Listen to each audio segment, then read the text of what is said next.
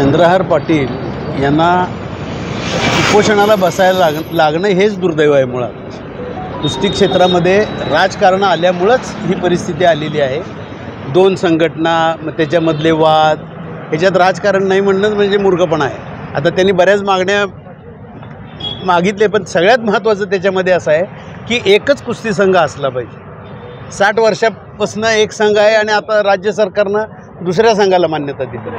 आता राज्य सरकार ज्याला मान्यता देईल तोच खरा कुस्ती संघ मानला जाईल इथनं पुढच्या काळात। त्यामुळे याच्यात तडजोड होणं आणि त्याच्यामध्ये एकमत होणं आणि एकच महाराष्ट्र केसरी असणं हे पहिला मुद्दा आहे याच्यामध्ये। आणि याच्यामध्ये सगळ्यात महत्त्वाचं हे कोण करू शकेल आता हा विचार केला पाहिजे। मुरली अण्णा मोहोळ हे आता केंद्रीय मंत्री आहेत, पण कुस्ती क्षेत्रामध्ये त्यांचा दबदबा असणारे एक ते घराणं आहे।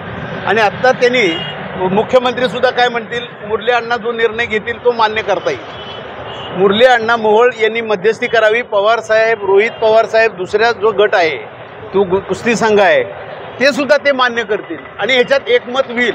यांच्यातली काही माणसं घ्यावीत, यांच्यातली काही माणसं घ्यावीत आणि ते कुस्ती संघ तयार करावा, एकच कुस्ती संघ असावा। तर या चंद्रहार पाटलांच्या मागण्या सगळ्या मार्गी लागतील असं माझं वैयक्तिक मत आहे। कारण हे राजकारण संपलं पाहिजे कुस्तीतलं, हे पहिला मुद्दा आहे त्याच्यामध्ये। तर हे पुढचं सगळं येईल आणि मुरली अण्णा मोहोळ याचा विचार करतील।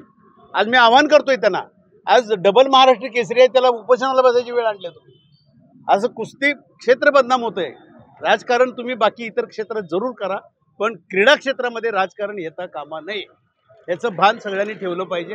आणि रोहित पवारसाहेब, शरद पवारसाहेब हे सुद्धा विचार करतील याचा। आणि राज्य शासनानं जो मान्यता दिलेला आहे संघ आहे त्याच्या मागे सगळ्यांनी उभं राहावं मग, आणि मुरली अण्णा मोहोळ याच्यामध्ये लक्ष देतील अशी अपेक्षा करू। ते सुद्धा विनम्र आहेत, त्यांना सगळे मानणारे आहेत, तर त्यांनी लक्ष घालावं अशी मी मागणी करतो।